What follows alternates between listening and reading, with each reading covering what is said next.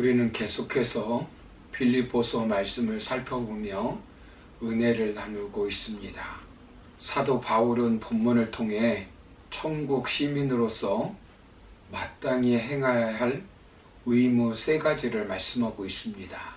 본문 27절 서두에 보시면 오직 너희는 그리스도의 복음에 합당하게 생활하라 라고 말씀합니다. 여기 합당하게의 원어의 뜻은 가치에 맞도록 행한다는 뜻입니다. 또한 생활하라는 헬라어의 원어의 뜻은 시민답게 살라는 뜻입니다. 즉 성도의 시민권은 하늘에 있기에 천국 시민답게 살아야 한다는 것입니다.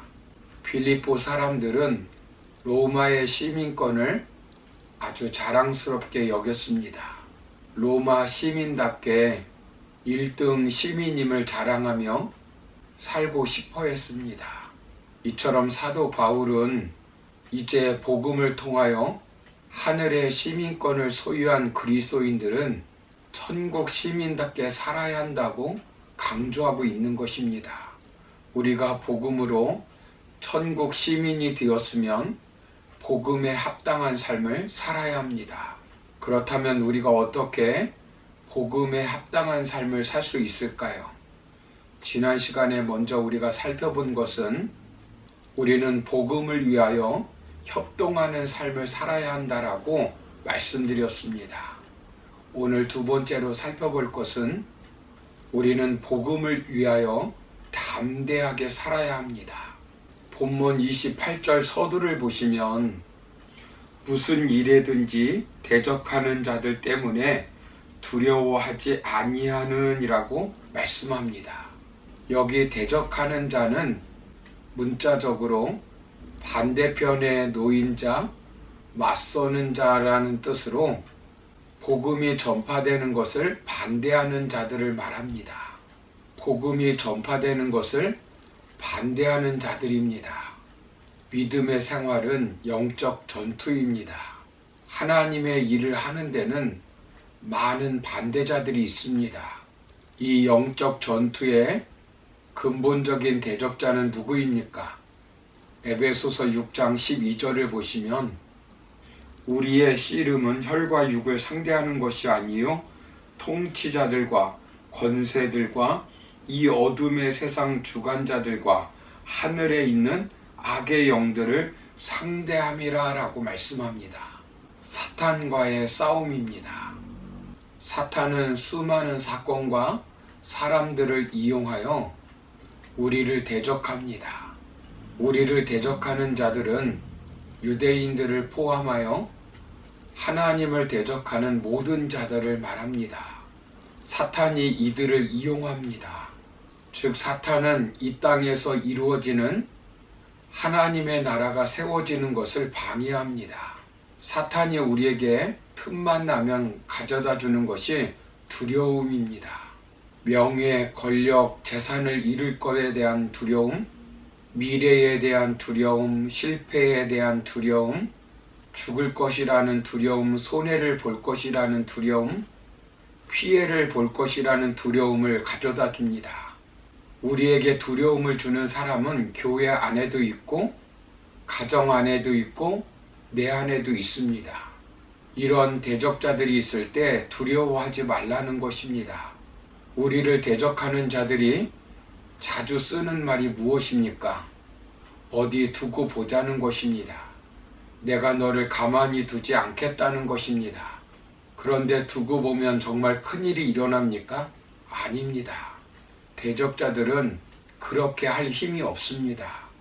왜냐하면 결정적인 순간에 하나님께서 우리를 구원하여 주시기 때문입니다. 다니엘의 세 친구가 왕의 신상 앞에 절하지 않았다고 뜨거운 풀무에 들어갔을 때도 하나님은 그들을 구해냈습니다. 하만이 모르드게뿐만 아니라 유대 민족 전체를 죽이려고 할 때도 하나님은 기가 막힌 방법으로 유대 민족을 구원하여 주셨습니다. 결국 사탄이 하는 일은 우리에게 아직 일어나지 않은 일을 걱정하게 하고 두려움을 주는 것입니다. 사탄은 세상 사람들을 통하여 우리에게 두려움을 주고 염려, 걱정을 일으키게 합니다. 그러므로 우리는 무슨 일에든지 두려워하지 말라는 것입니다. 그러므로 우리는 무슨 일에든지 두려워하지 말고 담대해야 합니다. 빌립보 교인들에게는 핍박하는 사람들이 있었습니다. 거짓 교사들도 있었습니다. 유혹하는 자들도 있었습니다. 살다 보면 수많은 일을 당하게 됩니다. 그럴 때 두려워하여 회피하거나 도망가지 말아야 합니다. 영적 권세를 가지고 담대하게 맞서서 싸워 승리해야 합니다. 예수님은 마태복음 10장 28절에서 몸은 죽여도 영혼은 능히 죽이지 못하는 자들을 두려워하지 말라라고 말씀하셨습니다. 하나님은 아브라함에게 창세기 15장 1절에서 이후에 여호와의 말씀이 환상 중에 아브라함에게 임하여 이르시되 아브라함아 두려워하지 말라 나는 내 방패요 너의 지극히 큰 상급이니라 라고 말씀하셨습니다. 그리고 이삭에게 창세기 26장 24절을 보시면 그 밤에 여호와께서 그에게 나타나 이르시되 나는 네 아버지 아브라함의 하나님이니 두려워하지 말라 내 종 아브라함을 위하여 내가 너와 함께 있어 네게 복을 주어 네 자손이 번성하게 하리라 하신지라 라고 말씀하셨습니다. 그리고 하나님께서는 여호수아에게 여호수아서 1장 9절을 보시면 내가 네게 명령한 것이 아니냐 강하고 담대하라 두려워하지 말라 놀라지 말라 네가 어디로 가든지 네 하나님 여호와가 너와 함께하느니라 하시니라 라고 말씀하셨습니다. 하나님께서는 사사들에게 하나님의 사역을 감당하는 선지자들에게 계속적으로 두려워하지 말라고 말씀하셨습니다. 대적자들을 담대히 맞서서 싸우는 것이 우리가 구원받았다는 증거입니다. 본문 28절 중반부를 보시면 이것이 그들에게 멸망의 증거요 너희에게는 구원의 증거니 이는 하나님께로부터 난 것이라 라고 말씀합니다. 어떤 상황에서도 두려워하지 않는 것이 우리가 구원받았다는 증거입니다. 다시 말하면 믿음이 있다는 증거입니다. 이 믿음은 바로 하나님께로부터 온 것이라고 말씀합니다. 그리고 빌립보 교인들이 복음의 믿음을 고수하고 대적자들에 대해 담대하게 맞서는 것은 곧 대적자들에게는 하나님의 심판을 받아 멸망하게 된다는 증거입니다. 우리는 예수님께서 이미 십자가를 통해서 승리하신 싸움을 싸우는 것입니다. 우리는 믿음으로 얼마든지 이길 수 있습니다. 할 수 있거든이 무슨 말이냐? 믿는 자에게는 능치 못할 일이 없다라고 주님께서 말씀하셨습니다. 사랑하는 성도 여러분, 수많은 선진들이 믿음으로 이겼습니다.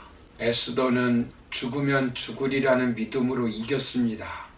다니엘의 세 친구는 풀무불 앞에서 그리 아니하실지라도 라는 믿음으로 담대히 나아가 승리하였습니다. 다니엘은 사자굴 앞에서도 다니엘이 조서에 왕의 도장이 찍힌 것을 알고도 믿음으로 하루에 3번씩 기도하며 담대하게 승리하였습니다. 다윗은 골리앗 앞에서 만군의 여호와의 하나님의 이름으로 승리하였습니다. 우리가 천국 시민으로 합당하게 생활하는 것은 두려워하지 않고 모든 일에 담대하게 나아가 승리하는 것입니다. 그러므로 천국 시민으로 대적자들을 두려워하지 않고 담대히 나아가 승리하는 저와 여러분의 삶이 되기를 주님의 이름으로 축원합니다. 감사합니다.